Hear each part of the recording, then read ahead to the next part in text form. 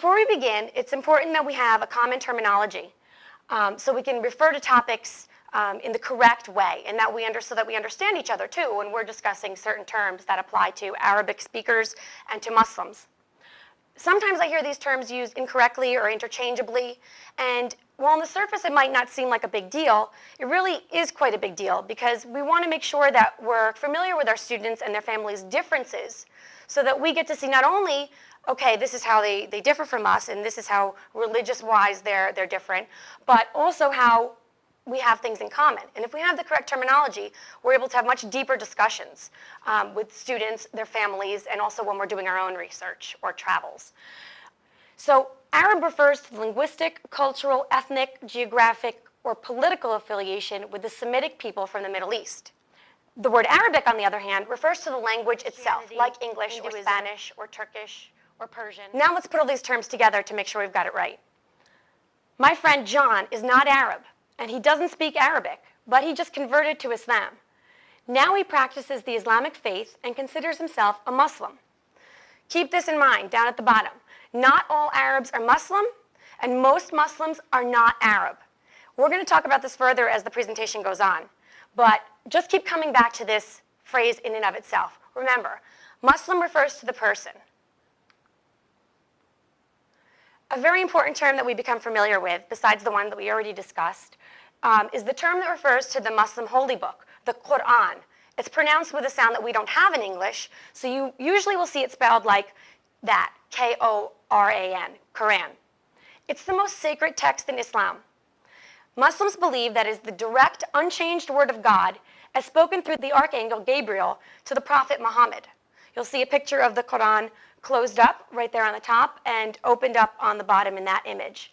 And as we're going to learn more about the Arabic language during this presentation, you'll see that the Quran, like other books in Arabic, open opposite the way we open books in English. So you might see students opening books like that instead of like that.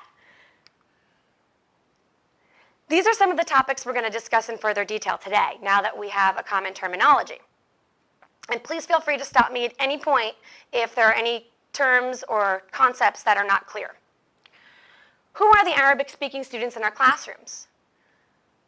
What are the core beliefs of the Islamic and Coptic Christian faiths, and what aspects of these religions might be seen in the school environment? What are some of the linguistic and cultural assets that Arabic-speaking students bring to the American classroom? And most importantly, how can we tap into these assets? Times are difficult for teachers in the United States, and it's not always easy to reach out to all the students that we need to, but we still have to make an effort to reach out to every single student who is in our class. And one of the ways to do that is to have an asset-based perspective. That is, instead of looking at ways that students don't have certain skills or don't have certain common background as the teacher, we have to look at what they do have in common with us, or what they do have that's beneficial that we can work off of as teachers. Because Muslim students, especially those who have a very good academic background, have a lot of knowledge and assets that we can tap into and use as learning opportunities for ourselves and as well for other students in our class.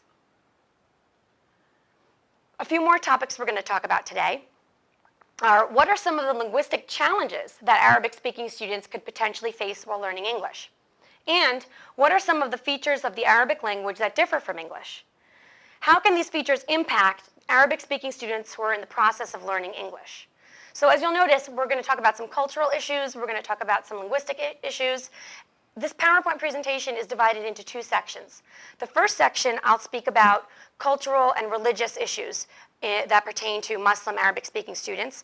And in the second part of the PowerPoint, I'm going to discuss specific language-related differences and similarities that we can learn from when we're teaching our students. And we can use our knowledge in order to reach out to them better and to modify instruction in a more culturally and linguistically appropriate way.